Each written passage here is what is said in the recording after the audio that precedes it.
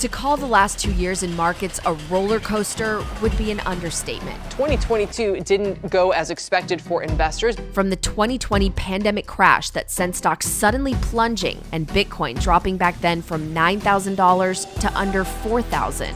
Economic fears and many unknowns rattling investors. To the euphoria of seemingly endless money printing and economic stimulus, prompting all-time highs across the board. We're not even thinking about raising rates. In retrospect, it seems almost obvious that we were heading into a potential correction and downturn. I wasn't mentally prepared for this one. In fact, analyst Lynn Alden called it when we sat down with her last January for her 2022 economic forecast. I think 2022 is kind of the year of coming off of some of that sugar high while still having high levels of inflation and ongoing problems in energy markets and other markets around the world. This is actually the first sit-down interview we ever shot for Hard Money, and it's taking on new meaning as we look back on the year. I see in what you're saying a lot of volatility ahead. So that's my base case. I wouldn't be surprised to see extra volatility in Bitcoin as well, because when you have less liquidity, or you have other risk assets selling off, you have margin calls perhaps, very high margin debt, people have to sell what they have, not necessarily what they want. You can see a lot of correlations kind of go together.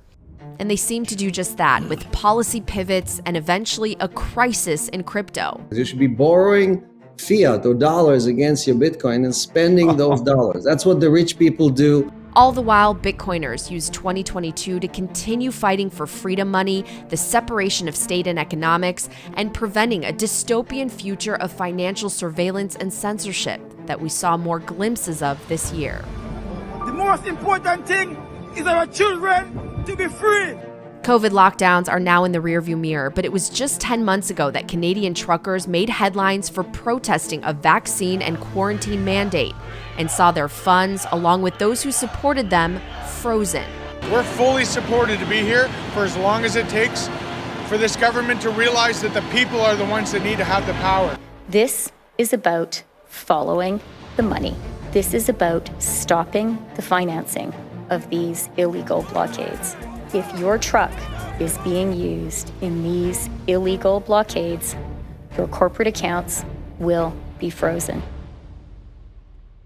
That's startling government overreach in Canada, prompting backlash, and this viral response from President Nayib Bukele of El Salvador.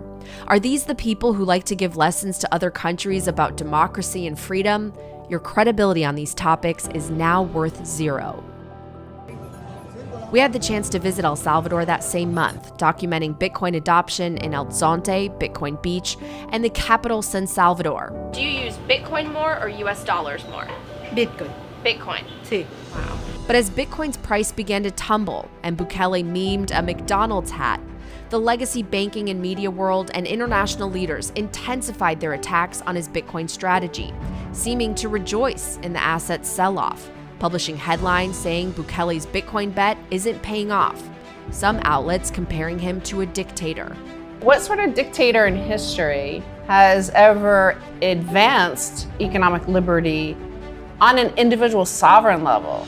Max Kaiser and Stacey Herbert, now officially living full-time in El Salvador, used 2022 to launch an investment fund for Bitcoin companies here and spent their time orange-pilling communities from plebs to political figures. We deserve a better country, and it's more close than ever.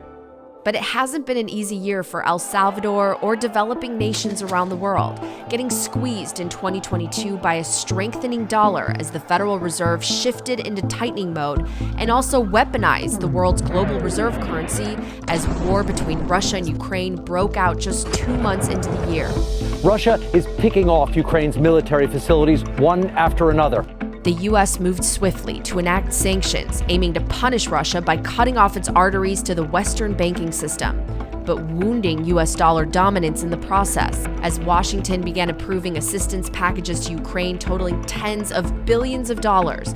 Global macro analysts began to see the chess pieces moving in the direction of alternative currency systems like BRICS. Today it's Russia, tomorrow it's me. That certainly has impact on their decision making, and I think the de-dollarization is already starting to happen. Meanwhile, the Federal Reserve set out on a path to execute the fastest and most aggressive interest rate hikes in decades to fight inflation that peaked in 2022 at 9.1%. Inflation in the U.S. is the highest it's been in 4 decades. Now it seems Jay Powell isn't even thinking of pausing those hikes. That is, until they have to. Our tools they're blunt, but they are the right tools to deal with broad aggregate demand. 2022 quickly became the year for risk-on assets selling off, from tech stocks to meaningless meme coins to Bitcoin crashing below $20,000. Liquidity drained out from every corner as the Fed developed laser eyes focused only on crushing demand. Crypto winter officially set in, and as Bitcoin companies turned to building mode, crypto exchanges, over-leveraged crypto lenders, and air tokens began imploding. Terra Luna, among one of the first major busts, wiped out billions of dollars in the matter of days. In the end, the music does stop, and in Bitcoin, in crypto, there is no lender of last resort.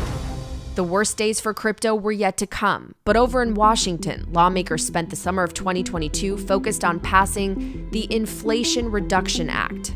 The motion is adopted. That act approving hundreds of billions of dollars in more spending, as Fed officials and other policymakers increasingly showed their detachment from the realities of working class life and inflation. You know, I have to say that I don't like the pain of inflation anymore, but I don't find myself in a space where I have to make trade-offs because I have enough. Many, many Americans have enough.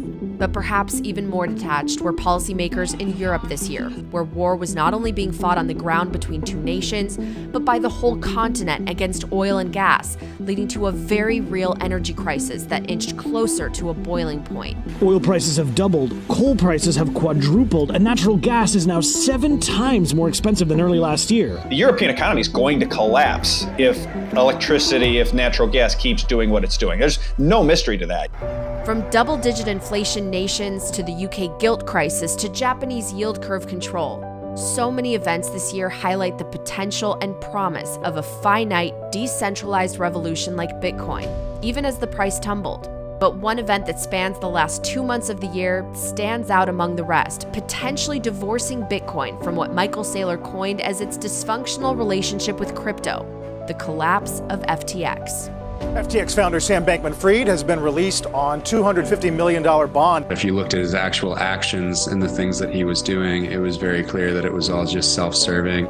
The massive crypto Ponzi fraud finally exposed and criminal charges filed in a blow-up worth billions.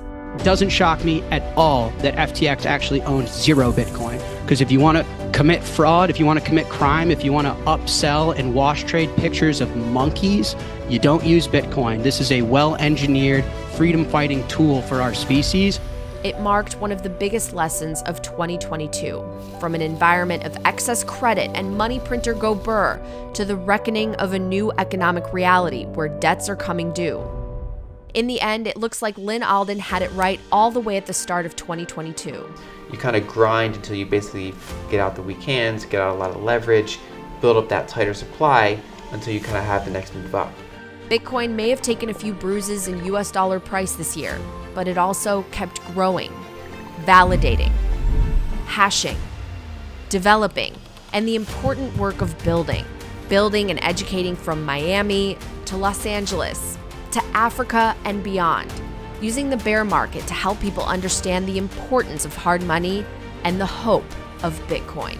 There are use cases here today that people are using Bitcoin for today that are extremely important, that show off and showcase the best of humanity. So I think the word is getting out. And it's getting out because they're not telling people about the virtues of Bitcoin, they're showing people. I've never been so proud to be part of a movement where I meet people who are all directionally aligned along mathematics and truth, okay? It's that simple. It's called Bitcoin.